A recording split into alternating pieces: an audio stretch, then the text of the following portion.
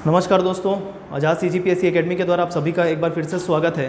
छत्तीसगढ़ की इस video series में आज हम छत्तीसगढ़ की ऐतिहासिक पृष्ठभूमि के बारे में पढ़ने वाले हैं। छत्तीसगढ़ राज्य निर्माण के पीछे कौन कौन से ऐतिहासिक कारण थे एवं किन आधारों पे एक पृथक छत्तीसगढ़ की मांग की गई, ठीक है, इन सब की चर्चा आज हम इस वीडियो में करेंगे। बहुत सारे तथ्य मैं बताऊँगा जिसे आपको नोट करना है और उसका यूज़ जो है मुख्य परीक्षा के उत्तर लेखन में भी काम आने वाला है आपका। ओके, शुरू करते हैं। छत्तीसगढ़ की ऐतिहासिक पृष्ठभूमि, ध्यान रखिएगा कि कौन कौन से ऐतिहासिक कारण थे, इसकी चर्चा करने वाले हैं। यह मैप मैंने बनाया है छत्तीसगढ़ का। ऐसा मैप क्यों बनाया है, पिछले वीडियो में मैंने बताया है। तो यह छत्तीसगढ़ का मैप है और इसमें क्या मैंने पॉइंट किया हुआ है वो सारी चीज़ें मैं भी बताऊंगा आपको। फिलहाल ऐतिहासिक पृष्ठभूमि छत्तीसगढ़ के छत्तीसगढ़ बनने के पीछे एवं छत्तीसगढ़ नाम के पीछे सारी बातें, सारे तथ्य आपको इस वीडियो में मैं याद कराने की कोशिश कर रहा हूँ। देखिएगा, बहुत ही महत्वपूर्ण बातें मैं आपको बताने वाला हूँ। सबसे पहले किसी भी राज्य का पृथक मांग करने के पीछे क्या क्या आधार होता है, इस पे थोड़ी सी चर्चा कर लेते हैं, क्योंकि मुख्य परीक्षा में ऐसे प्रश्न आ सकते हैं आपके लिए कि भाई छत्तीसगढ़ के पृथक राज्य मांग को लेकर या किन आधारों पे छत्तीसगढ़ पृथक छत्तीसगढ़ की मांग की गई थी, ठीक है, किन आधारों पे, किन किन आधारों पे पृथक छत्तीसगढ़ की मांग की गई थी। तो अब हम किसी भी राज्य के पृथक राज्य बनने के पीछे क्या क्या आधार होते हैं उसकी चर्चा करने वाले हैं। देखिएगा, आधार क्या क्या थे कि अलग से छत्तीसगढ़ मांगा गया। सांस्कृतिक आधार के अंतर्गत छत्तीसगढ़ की पृथक बोली, ठीक है, रहन सहन, भाषा, वेशभूषा, खान पान एवं सांस्कृतिक बाहुल्यता, यह जो सारे कारण थे, यह सांस्कृतिक कारण हो सकते हैं छत्तीसगढ़ की पृथक मांग के पीछे, ठीक है। अगला कारण है भौगोलिक कारण। भौगोलिक कारण के अंतर्गत देखिएगा, पहले क्या था, जब छत्तीसगढ़ मध्य प्रदेश का हिस्सा था, ठीक है, तो उस केस में क्या होता था कि भौगोलिक दृष्टि से जो मध्य प्रदेश की राजधानी भोपाल थी उसकी दूरी काफ़ी ज़्यादा थी छत्तीसगढ़ से। तो कुछ डिसीजन लेते लेते, कुछ योजनाओं का फ़ायदा मिलते मिलते छत्तीसगढ़ को देर हो जाती थी, ठीक है। तो एक तरीके से बोल सकते हैं कि भौगोलिक कारण या छत्तीसगढ़ क्षेत्र का मध्य प्रदेश की राजधानी से दूरी होना एवं छत्तीसगढ़ की जो भौगोलिक स्थिति है, छत्तीसगढ़ की जो भौगोलिक स्थिति है उसके आधार पर भी छत्तीसगढ़ पृथक मांग की गई। क्यों, देखिएगा, देखिए भौगोलिक कारण बहुत ही ज़्यादा महत्वपूर्ण होते हैं किसी भी देश के लिए। उसके आधार पर वहाँ का मानसून वितरण, मतलब वर्षा वितरण, कृषि, मिट्टी, शैल समूह इत्यादि प्रभावित होते हैं। तो एक चीज़ देखिएगा जो मैं बता रहा हूँ, देखिए ये छत्तीसगढ़ का नक्शा है। अगर छत्तीसगढ़ का नक्शा बनाया जाए तो ये इस तरीके का होता है।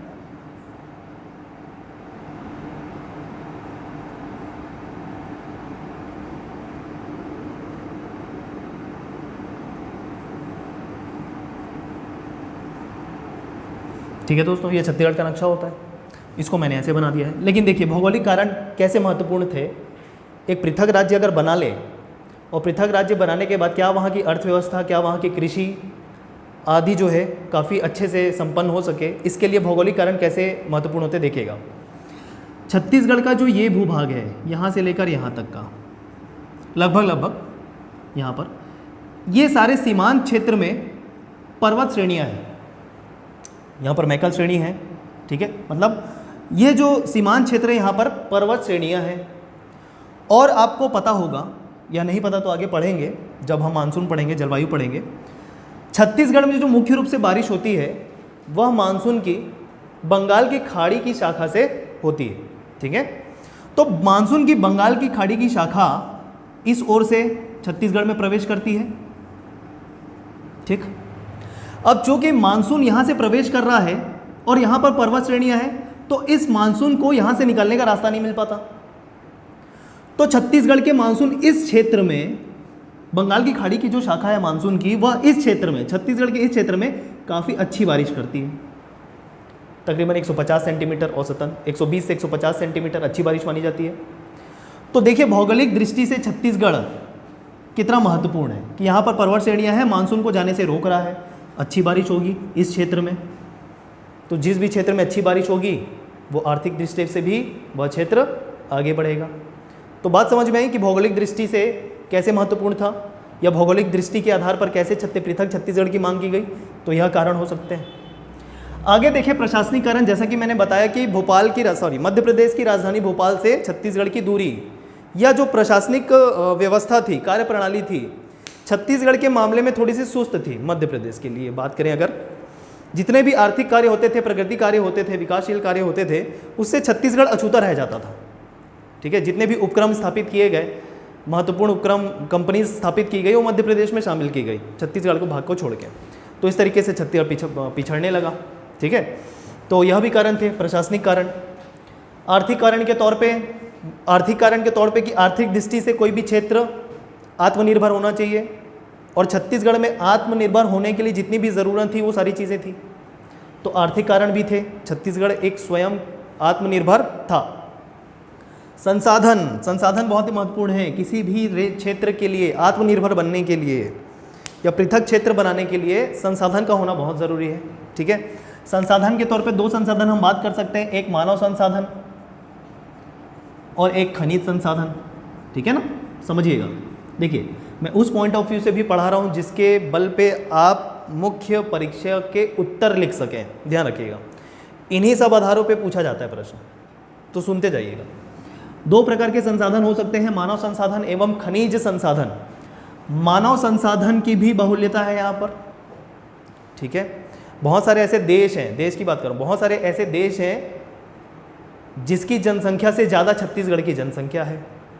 तो एक तरीके से मानव संसाधन की बहुलता है, यहाँ पर हम मानव संसाधन को एक अच्छा उपयोग कर सकते हैं। खनिज संसाधन की दृष्टि से बहुत ही ज़्यादा संपन्न है छत्तीसगढ़ राज्य। बहुत सारे खनिज पाए जाते हैं, तो इसके बारे में आपको पता चलेगा कौन कौन से खनिज हैं एवं देश में उत्पादन में छत्तीसगढ़ का कौन सा स्थान आता है, ये सारी चीज़ें पढ़ेंगे। तो संसाधन की दृष्टि से भी छत्तीसगढ़ बहुत ही ज़्यादा संपन्न है, चाहे मानव संसाधन की बात करें या खनिज संसाधन की बात करें। तो इन सब आधारों पे, सांस्कृतिक, भौगोलिक, प्रशासनिक, आर्थिक एवं संसाधन, इन सब आधारों पे किसी भी एक पृथक क्षेत्र की मांग की जा सकती है जो छत्तीसगढ़ में थी, और इन्हीं आधारों पे एक पृथक छत्तीसगढ़ की राज्य की मांग की गई। ठीक है, यहाँ पर तो यह थे कॉन्सेप्ट कि क्यों छत्तीसगढ़ या क्यों मांग की गई, और मांग भी की गई तो क्या हम छत्तीसगढ़ राज्य को चला सकते थे, उसके पीछे कारण। आगे बढ़ते हैं। अच्छा, कुछ मैंने सुझाव मांगे थे और आपके काफ़ी अच्छे सुझाव आए हैं, और यह बोला गया था कि भाई जब आप पढ़ा रहे हैं तो सिर्फ पढ़ाइए, तो उसमें ज्ञान की बातें मत कीजिए। अगर ज्ञान की बातें करना है तो एक अलग वीडियो बना दीजिए, है ना। तो बिल्कुल इस बात का ध्यान रखा जाएगा। मैं कोशिश करूँगा कि जब मैं पढ़ा रहा हूँ तो सिर्फ पढ़ाई से संबंधित बातें हों, उससे अलावा जो है कुछ अलग स्ट्रेटजीज या रणनीति के बारे में मैं सेपरेट वीडियो बना दिया करूँगा। ठीक है, चले आगे देखते हैं। अब ये तो हो गया आधार, किस आधार पे बोला गया। अच्छा, यहाँ पर मैंने लिखा है कि छत्तीसगढ़ को धान का कटोरा कहा जाता है। धान का कटोरा कहा जाता है, धान का कटोरा छत्तीसगढ़ को कहा जाता है, लेकिन इस आधार पर नहीं कि छत्तीसगढ़ में धान या चावल की खेती सबसे ज़्यादा होती है, नहीं। उसके पीछे भी कारण देखिएगा, उसके पीछे भी भौगोलिक कारण है। क्या कारण है भौगोलिक कारण? देखिए, जैसा कि मैंने बताया था कि छत्तीसगढ़ के जो सीमांत भूमि है वहाँ पर पर्वत श्रेणियाँ हैं, कंटिन्यूस फॉर्म में नहीं, लेकिन ब्रेक कर करके बहुत सारे पर्वत श्रेणी यहाँ पर पाई जाती है। तो सीमांत भूमि जितनी भी है, ठीक है, वहाँ पर पर्वत श्रेणियाँ पाई जाती हैं। ठीक, और यहाँ पर ये वाला जो भाग है, बीच वाला भाग, यह छत्तीसगढ़ का मैदान का भाग है। यहाँ पर पर्वत श्रेणियाँ सीमांत के साथ, यहाँ पर पर्वत श्रेणियाँ, यहाँ पर पर्वत श्रेणियाँ, और छत्तीसगढ़ मैदान के इर्द गिर्द इस वाले क्षेत्र में भी पर्वत श्रेणियाँ हैं, और बीच में क्या है? समतल भूमि, मैदान भूमि। तो देखिए क्या हो रहा है कि इस सीमांत भूमि में जो छत्तीसगढ़ का मैदान वाला भाग है, ये छत्तीसगढ़ का मैदान वाला भाग माना जाता है। प्राकृतिक तौर पर छत्तीसगढ़ का 4 विभाजन करते हैं: बघेलखंड का पठार, जशपुर सामरी पाट प्रदेश, छत्तीसगढ़ का मैदान, दंडकारण्य प्रदेश। तो ये जो बीच वाला भाग है छत्तीसगढ़ के मैदान में, उसमें भी सीमांत भूमि में पर्वत श्रेणियाँ पाई जाती है, एवं बीच वाला जो भाग है वो समतल है, मैदानी क्षेत्र है। तो देखिए क्या हो रहा है, पूरा ये जो इलाका है वो उठा हुआ और बीच वाला भाग समतल, मतलब ये कटोरे की भांति प्रतीत हो रहा है ना, कटोरे की भांति प्रतीत हो रहा है। तो और इस वाले समतल भूभाग में चावल की खेती ज़्यादा होती है, इस समतल भूभाग में चावल की खेती ज़्यादा होती है। तो एक कटोरी जैसी आकृति में चावल की खेती होना, मतलब ऐसा प्रतीत हो रहा है कि कटोरे में चावल रखा हुआ है। इस वजह से छत्तीसगढ़ को धान का कटोरा कहा जाता है। इसलिए नहीं कि चावल सबसे ज़्यादा उत्पादक राज्य है, ऐसा नहीं है। ठीक है, तो ये ध्यान रखिएगा कि धान का कटोरा क्यों कहते थे, उसके पीछे रीज़न मैंने बताया, भौगोलिक कारण थे। अब देखिएगा, इतिहास से संबंधित बातें करने वाले हैं जल्द से जल्द। छत्तीसगढ़ को छत्तीसगढ़ क्यों कहते हैं, किसने कहा था, और छत्तीसगढ़ के अन्य नाम क्या क्या थे इतिहास में, ठीक है, इस पे चर्चा कर लेते हैं। देखिएगा, छत्तीसगढ़ को छत्तीसगढ़ क्यों नाम पड़ा, तो 2-3 कारण हैं, ऐतिहासिक कारण। देखिएगा कि ब्रह्मदेव के अनुसार, कलचुरी शासक थे ब्रह्मदेव, उनके खल्लारी अभिलेख के अनुसार छत्तीसगढ़ में प्रशासनिक दृष्टि से 36 गढ़ थे, अलग अलग प्रशासनिक दृष्टि से 36 गढ़ थे। रतनपुर शाखा में 18 गढ़ और रायपुर शाखा में 18 गढ़, 18 गढ़ 36 गढ़ हो गए कुल। तो बंदोबस्त के आधार पर, प्रशासनिक दृष्टि के आधार पर अलग अलग 36 गढ़ होते थे। इस वजह से उनको संयुक्त रूप से क्या कहा जाने लगा, छत्तीसगढ़ कहा जाने लगा। किसके अनुसार, ब्रह्मदेव के अनुसार, खल्लारी अभिलेख, ठीक, यह पहला कारण। दूसरा कारण यह था कि हीरालाल जी के अनुसार कि छत्तीसगढ़ को पहले चेदीसगढ़ बोलते थे, तो चेदीसगढ़ से ही नाम आया क्या, छत्तीसगढ़, ये दूसरा कारण है। और तीसरा कारण क्या है, जरासंध करके एक राजा होते थे मगध में। जरासंध कौन है, कंस के ससुर, ध्यान रखिएगा, कंस के ससुर जो है जरासंध। तो जरासंध काफ़ी अत्याचारी एक शासक थे, नरेश थे मगध वाले क्षेत्र में। तो उनसे बचने के लिए जो चर्मकार परिवार थे वो जो आ गए छत्तीसगढ़ में, शरण लिए और अपने 36 घर बनाए, 36 घर बनाए। तो वहीं से इस 36 घर को छत्तीसगढ़ कहा जाने लगा, यह तीसरी मान्यता है जनश्रुति के हिसाब से। तो यह 3 कारण है कि छत्तीसगढ़ को छत्तीसगढ़ क्यों कहा जाने लगा, ठीक है, क्यों, 3 कारण में मैंने बता दिए, 1, 2 और 3 कारण। ब्रह्मदेव के अनुसार 36 अलग अलग गढ़ थे प्रशासनिक दृष्टि से, बंदोबस्त के आधार पर, इस कारण। दूसरा कारण, चेदीसगढ़ था नाम, हीरालाल के अनुसार चेदीसगढ़ था, छत्तीसगढ़ नाम हो गया। तीसरा कारण क्या, जरासंध के अत्याचार से बचने के लिए चर्मकार परिवारों ने यहाँ पर 36 घर बना लिए, छत्तीसगढ़ नाम पड़ गया, वहाँ से 36 घर से छत्तीसगढ़ पड़ गया।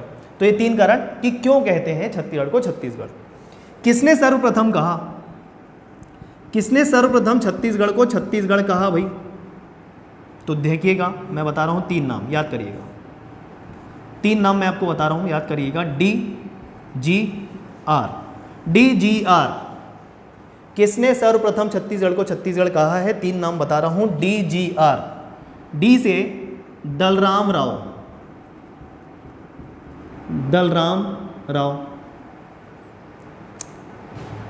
ठीक है, खैरागढ़ के राजा लक्ष्मी निधि के चारण कवि थे दलराम राव, ठीक है। जी से गोपाल मिश्र,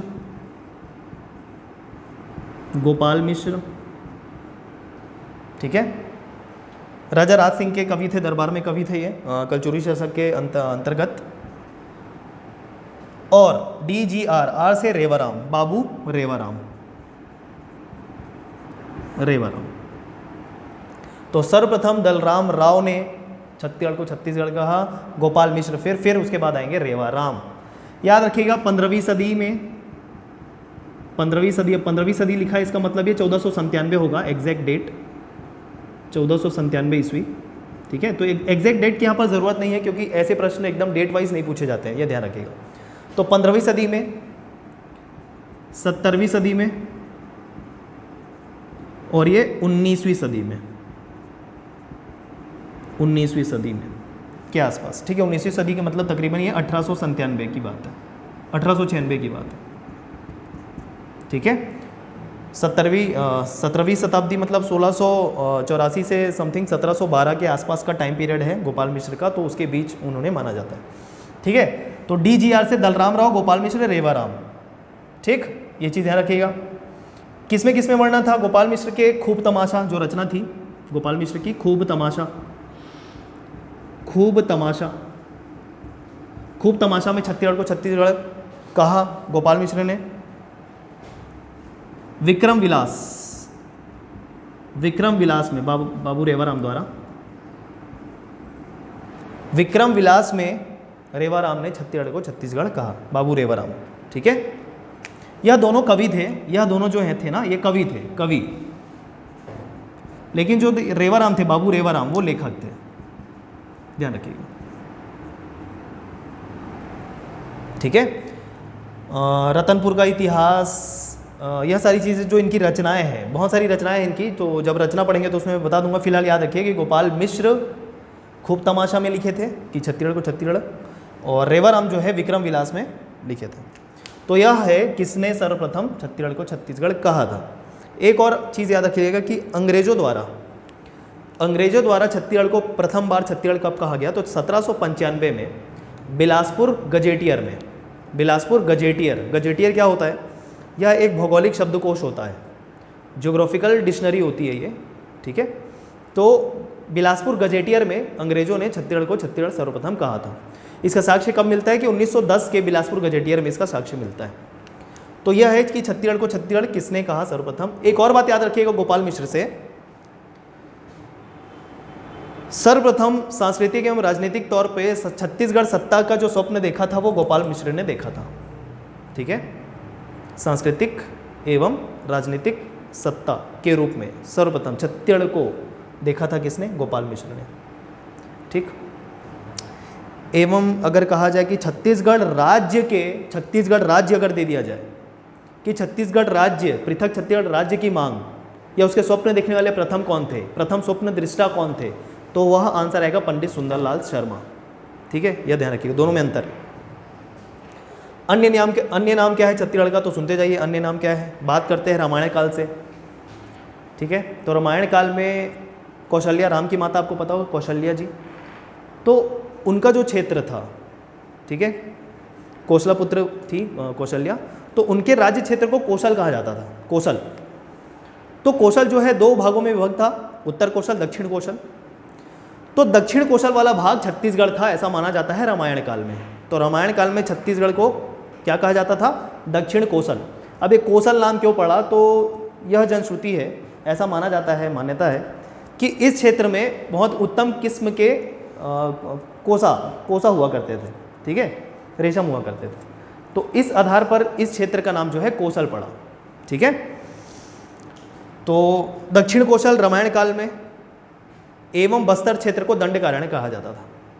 अब रामायण देखेंगे तो उसमें भी क्या दंडकारण्य क्षेत्र का वर्णन है, ठीक है। तो रामायण काल में छत्तीसगढ़ को दक्षिण कोशल एवं बस्तर को दंडकारण्य कहा जाता था। रामायण के बाद महाभारत काल में आ जाते हैं। महाभारत काल में छत्तीसगढ़ को प्राक कोशल कहा जाता था, प्राक कोशल। महाभारत काल में प्राक कोशल, ठीक है, प्राक कोशल। तो ये मैं अन्य नाम बता रहा हूं। अंग्रेजों द्वारा क्या कहा जाता था, कनिंघम के अनुसार भारतीय पुरातत्व सर्वेक्षण के जो पितामह हैं कनिंघम, उनके आधार पर ब्रिटिशर्स जो थे छत्तीसगढ़ को महाकौशल कहते थे, ठीक है, महाकौशल कहते थे। तो इतने सारे नाम हैं। अच्छा हाँ, मुगल साम्राज्य के दौरान अबुल फजल जो थे, किसके, अकबर के दरबार में अबुल फजल तो थे, वह छत्तीसगढ़ को रतनपुर राज्य के नाम से संबोधित किए थे। उन्होंने छत्तीसगढ़ राज्य को रतनपुर राज्य के नाम से संबोधित किया था। तो यह सारे जो नाम हैं छत्तीसगढ़ के अलग अलग नाम हैं, ठीक है। कुछ प्राचीन ग्रंथों में छत्तीसगढ़ को महाकांतर भी देखने को मिलेगा आपको, अगर आप देखेंगे महाकांतर। तो इतने सारे नाम छत्तीसगढ़ के अलग अलग हैं। सारी चीज़ों को आप नोट करते जाइए। तो तीनों चीज़ें हो गई, क्या क्या, कि छत्तीसगढ़ को छत्तीसगढ़ क्यों, किसने, और अन्य नाम छत्तीसगढ़ का। रामायण काल, महाभारत काल, अंग्रेज, अबुल फजल मतलब मुगल काल, क्लियर है, और कुछ प्राचीन ग्रंथ, महाकांतर। तो यह था थोड़ा इतिहास। अब हम बात करेंगे कि छत्तीसगढ़ राज्य का निर्माण कैसे हुआ। चलिए छत्तीसगढ़ राज्य का निर्माण करते हैं, जल्द से जल्द छत्तीसगढ़ राज्य का निर्माण करेंगे, मतलब 1 नवंबर 2000 में आएंगे हम। चलिए देखते जाइएगा। यह सारे काम की बातें हो गई, इसे मैं अब मिटा रहा हूँ। अब हम बात करेंगे कि छत्तीसगढ़ राज्य का निर्माण कैसे हुआ, देखते जाइएगा।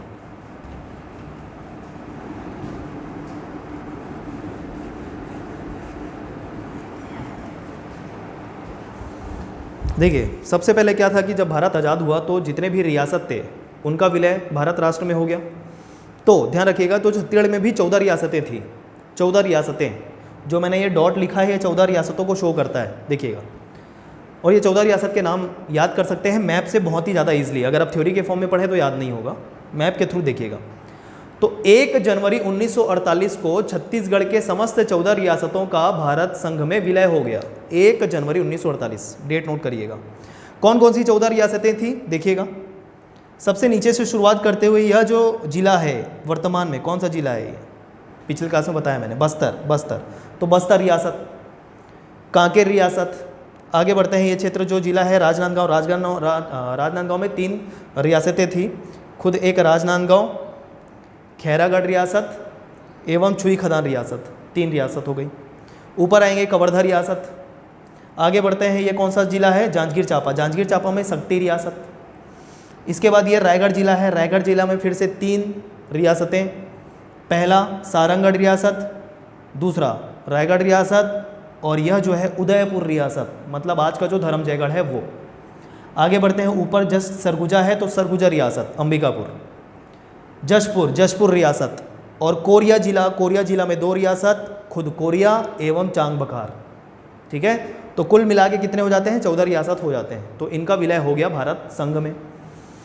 तो छत्तीसगढ़ के ही अंतर्गत आने वाली रियासतें थी, बताना महत्वपूर्ण था, बता दिया मैंने, नोट करिएगा। अब छत्तीसगढ़ राज्य निर्माण से संबंधित जो महत्वपूर्ण डेट है वो आपको डेट वाइज में कराने जा रहा हूं और इसमें क्या क्या घटनाएं हुई हैं देखते जाइएगा। 1741 में पहला, 1741 में प्रथम बार जो छत्तीसगढ़ का क्षेत्र था मुख्य तौर पे, या छत्तीसगढ़ का जो मैप देख रहे हैं तो काफ़ी बाद में बना, लेकिन मुख्य तौर पे जो छत्तीसगढ़ का क्षेत्र था वह 1741 में मराठा शासन के अधीन आ गया। तो 1741 में अप्रत्यक्ष रूप से मराठा शासन छत्तीसगढ़ के क्षेत्र में 1757 तक चला। उसके बाद मराठों का प्रत्यक्ष रूप से शासन छत्तीसगढ़ में हो गया। तो यह जो है वो 1818 तक चलता रहा। किसका शासन, मराठों का शासन, अप्रत्यक्ष रूप से फिर प्रत्यक्ष रूप से। ये सारी चीज़ें इतिहास में बहुत ही डिटेल में पढ़ेंगे। अभी आप छत्तीसगढ़ राज्य का निर्माण कर रहे हैं, ये ध्यान रखिएगा। तो ये क्यों बताया मैंने, ये इसलिए बताया कि प्रशासनिक दृष्टि से कौन कौन यहाँ पर प्रशासन किया है छत्तीसगढ़ में, है ना। राज्य निर्माण को पढ़ रहे हैं तो उसके प्रशासन की भी बात करेंगे हम, इतिहास। मराठों का शासन 1741 से 1818 था, फिर 1818 से लेकर 30 ब्रिटिश नियंत्रण हो गया छत्तीसगढ़ के अंतर्गत। 1818 से 1830, 1830 से 1854 फिर से मराठों का पुनः शासन। 30 से 54 डेट याद करते जाइए दिमाग में। 30 से 54 पुनः मराठा शासन। जिलेदार की नियुक्ति के माध्यम से यहाँ पर शासन होने लगा और यहाँ पर 1757 के बाद से सूबेदार व्यवस्था के आधार पर प्रशासन होने लगा। सूबेदार शासन, जिलेदार व्यवस्था और बीच में ब्रिटिश नियंत्रण। ठीक है, तो यह चलता रहा।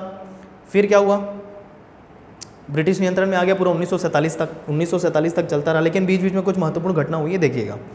यह डेट काफ़ी महत्वपूर्ण है, परीक्षा में 3 से 4 बार लगातार, ये जो 1861 और 62 का टाइम है, प्रारंभिक परीक्षा में 3 से 4 बार पूछ चुका है लगातार।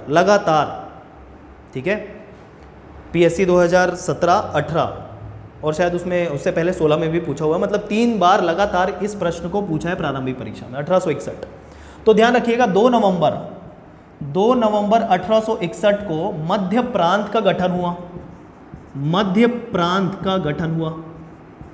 और मध्य प्रांत की जो राजधानी थी वो थी भोपाल। और इस मध्य प्रांत मतलब एक प्रदेश के तौर पे, इस मध्य प्रांत का छत्तीसगढ़ एक जिला था। ठीक है, तो छत्तीसगढ़ एक जिला बना 1861 में, लेकिन 1862 में क्या हुआ कि छत्तीसगढ़ जो एक जिला था उसको छत्तीसगढ़ एक संभाग बना दिया गया। सुनते जाइएगा, पहले जिला था फिर संभाग बन गया 1862 में। और इस छत्तीसगढ़ संभाग के अंतर्गत 3 जिले हुए। 3 जिले कौन कौन से, रायपुर, बिलासपुर एवं संबलपुर। ठीक, जो आज कहाँ पर है, उड़ीसा में है, बाद में देखेंगे कब उसका ट्रांसफर हुआ उधर। तो 3 जिले, रायपुर, बिलासपुर, संबलपुर, 1862 में। क्लियर है, ये डेट छत्तीसगढ़ अस्तित्व में आने लगा है अलग से, कि पहले एक जिला बना, फिर 62 में एक संभाग बना। जिला बना कब, 61 में, संभाग का बना 62 में। तो एक अलग से छत्तीसगढ़ हमको दिखाई पड़ रहा है यहाँ से। पहले जिला बना, संभाग बना, फिर धीरे से क्या बन जाएगा वो, राज्य बन जाएगा, देखते जाइएगा।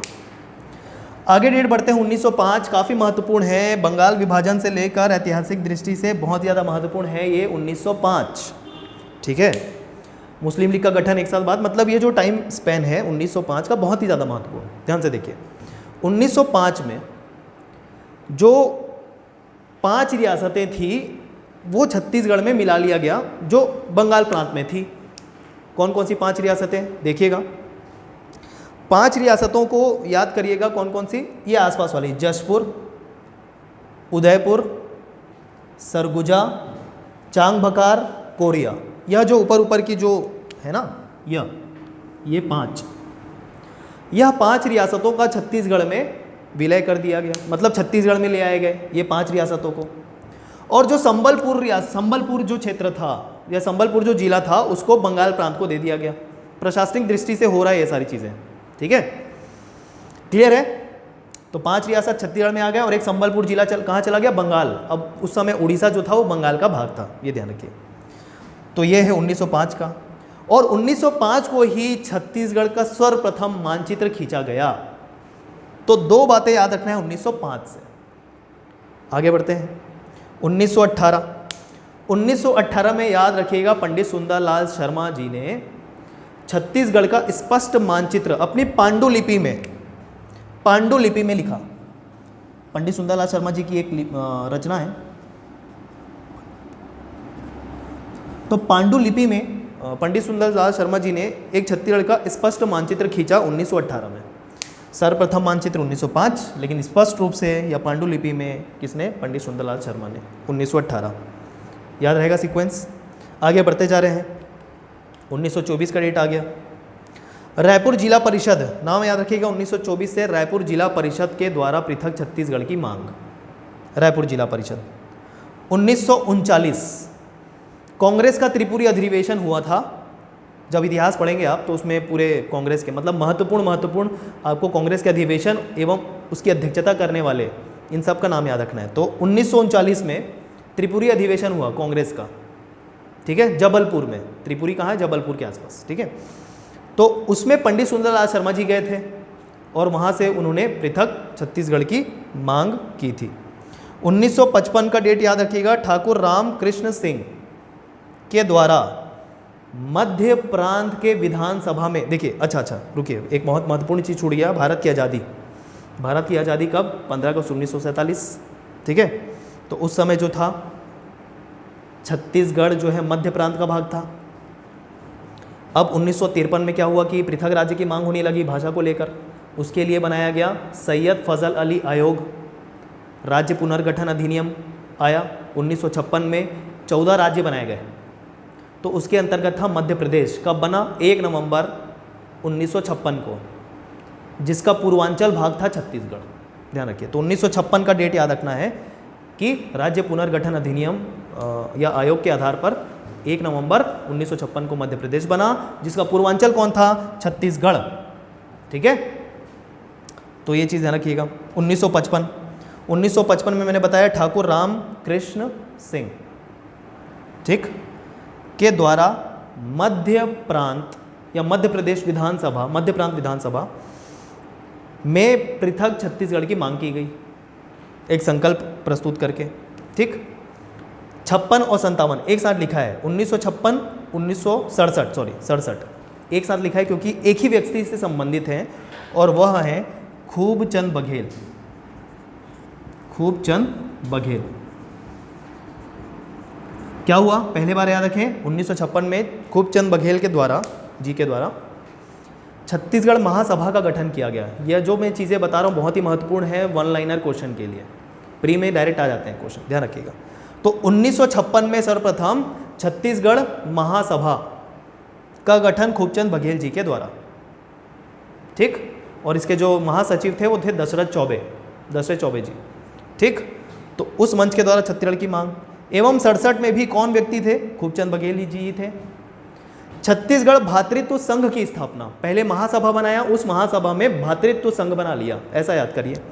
तो 67 में भातृत्व संघ की स्थापना खूबचंद बघेल जी के द्वारा, और इसके जो उपाध्यक्ष थे वो थे द्वारिका प्रसाद, ठीक है, द्वारिका प्रसाद। तो तो ये 56 67 एक साथ खूबचंद बघेल जी के द्वारा छत्तीसगढ़ की मांग होते जा रही है। 1976 और 83 से एक व्यक्ति संबंधित है जिसका नाम याद रखिएगा, शंकर गुहा नियोगी।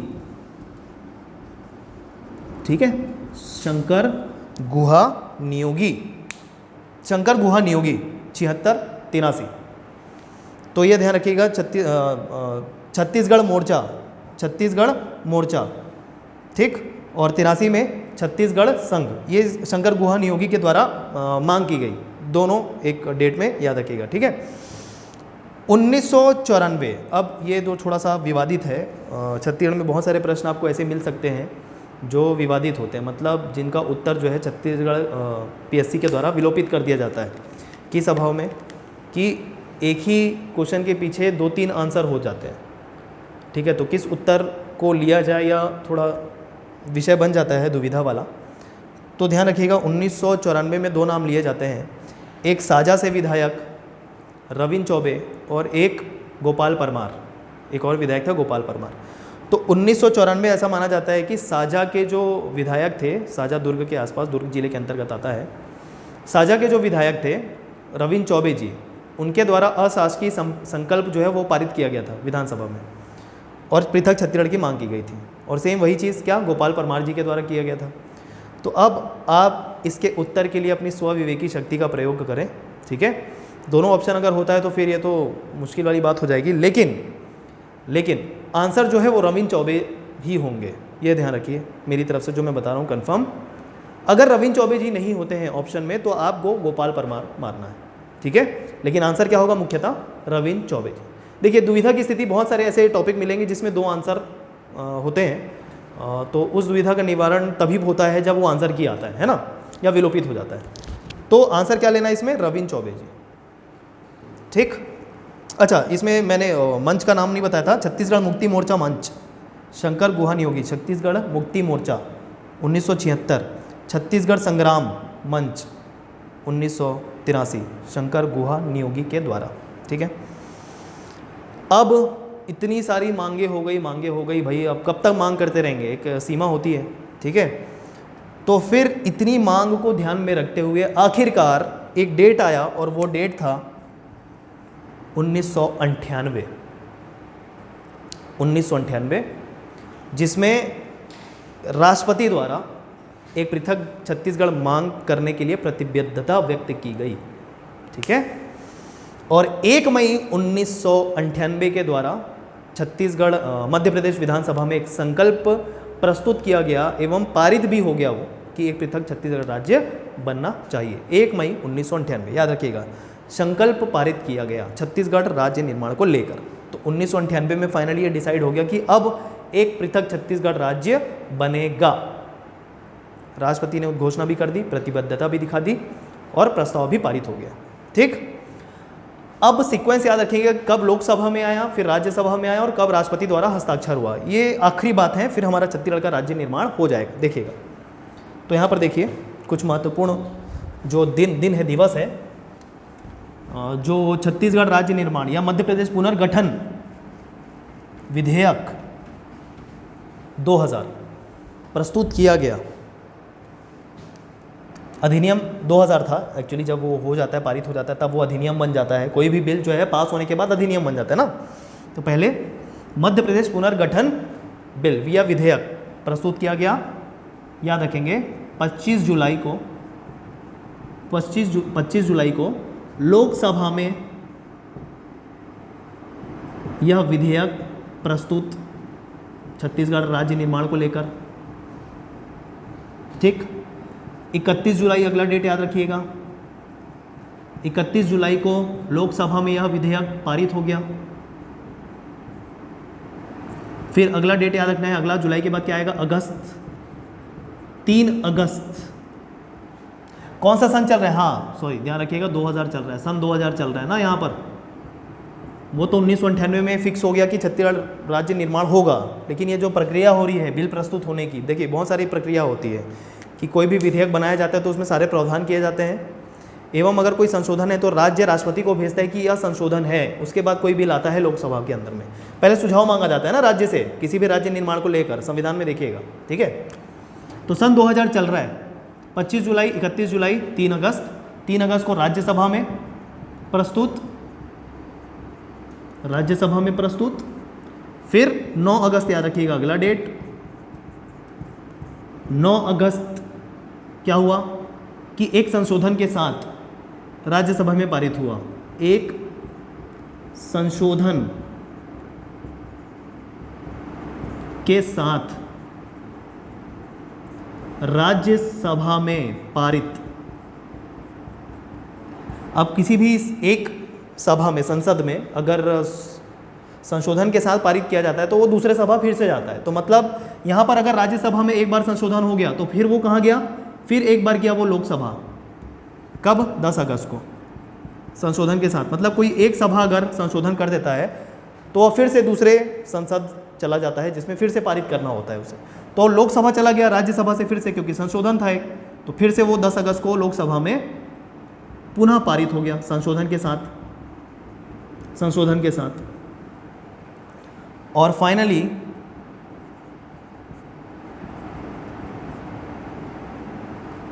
25 अगस्त, कहीं कहीं पर 28 अगस्त मिलेगा। ध्यान रखिए, फिर से यहाँ पर विवाद वाली स्थिति है। 25 अगस्त ये आपको मिलता है डेट वाइज, लेकिन इसका उत्तर एक बार पीएससी 28 अगस्त ले चुका है।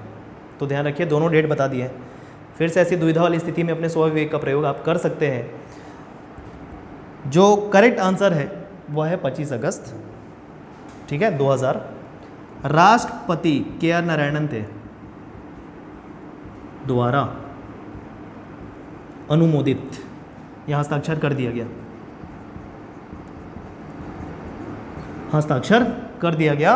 और यहाँ पर से छत्तीसगढ़ राज्य कब अस्तित्व में आया? 1 नवंबर 2000 को छत्तीसगढ़ राज्य बन गया, अस्तित्व में आ गया, देश का 26वां राज्य। 1 नवंबर 2000 छत्तीसगढ़ का राज्य निर्माण हो गया। तो उसके पीछे से कब से मांग हो रही थी, क्या क्या प्रशासनिक उसमें क्रियाकलाप हुई, ठीक है, यह सारे डेट के साथ आपको ये याद रखना है। छत्तीसगढ़ राज्य निर्माण तक सारी बातें महत्वपूर्ण हैं। मेंस आंसर राइटिंग में भी सारे तथ्यों का प्रयोग करके ही अपने उत्तर लिखे जाएंगे, ठीक है। एवं प्रारंभिक परीक्षा की दृष्टि से भी काफ़ी महत्वपूर्ण है, ये सारे फैक्ट आपको याद रखना है। और 1 नवंबर का डेट क्यों चुना गया? क्योंकि मध्य प्रदेश का जो गठन था वो 1 नवंबर 1956 को हुआ था, राज्य पुनर्गठन अधिनियम के द्वारा, आयोग के द्वारा। तो इस वजह से यह डेट 1 नवंबर को चुना गया, ठीक है। ये नवंबर वाला डेट है काफ़ी महत्वपूर्ण है। 2 नवंबर बताया था, याद है, 1861 में 2 नवंबर मध्य प्रांत का गठन। तो ये नवंबर वाला जो डेट है ना, महत्वपूर्ण है, ठीक। तो 1 नवंबर को 2000 छत्तीसगढ़ का राज्य निर्माण हो गया और यहाँ पर हमने छत्तीसगढ़ राज्य बना दिया अलग से। आधार से शुरुआत करता हुआ था, किया था हमने, क्यों, किसने, कब से लेकर क्या क्या प्रशासनिक गतिविधियाँ हुई, सारी चीज़ें बता दी, ठीक है। तो ये हो गया छत्तीसगढ़ की ऐतिहासिक पृष्ठभूमि के बारे में। अगली क्लास में हम जिलों के बनने का क्रम देखेंगे, जो भी महत्वपूर्ण है, कि कौन सा जिला कब बना, कौन सा प्रांत संभाग कब बना, यह सारी चीज़ें हम देखने वाले हैं, ठीक है दोस्तों।